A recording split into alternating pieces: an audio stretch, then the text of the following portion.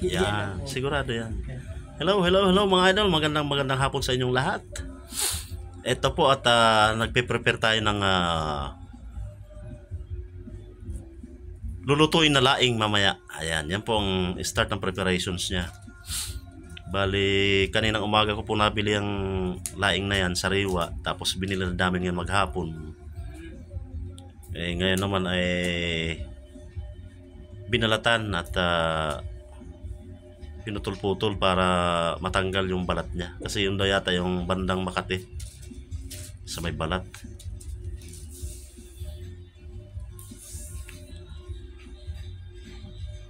Yun, no? Yan ang signature dish ng mga Bicolano.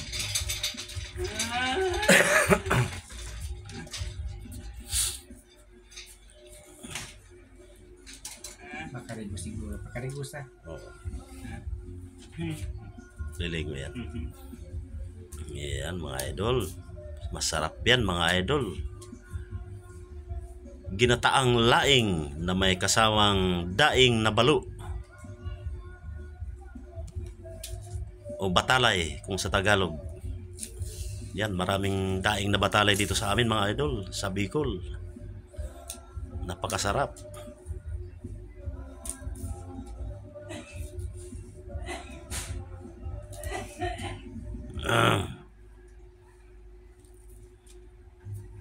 Tapos mamaya ipapakita ko rin sa inyo mga idol yung start ng pagluto ng paggata sa kanya.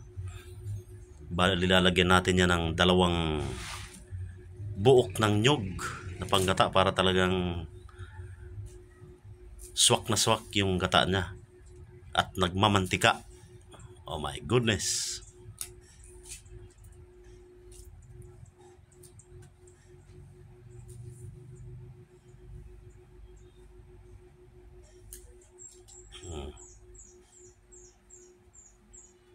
Sa summer naman mga idol, sa mga waray, iba naman ang pagluluto nila niyan. Yung pinipili nila yung mga parang ano pa, talbos pa lang. Tapos ang ginagawa nila pinagtatali yung puno tsaka yung dahon niya. Tapos ayun na, gagataan na siya.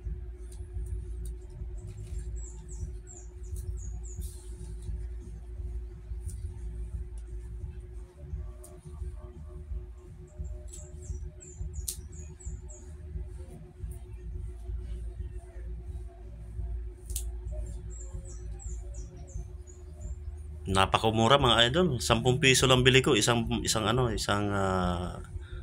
tali. 10 piso lang. Siguro mo kung sa Maynila mo bibilhin niya mga idol, magkano ang kilo?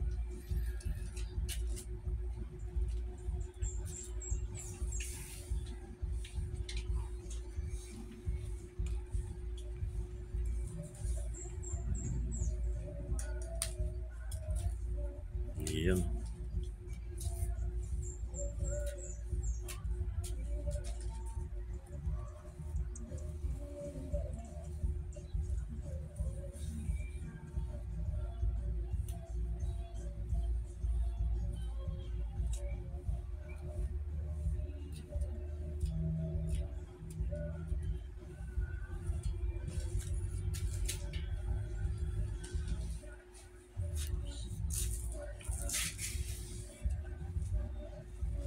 Yan, no?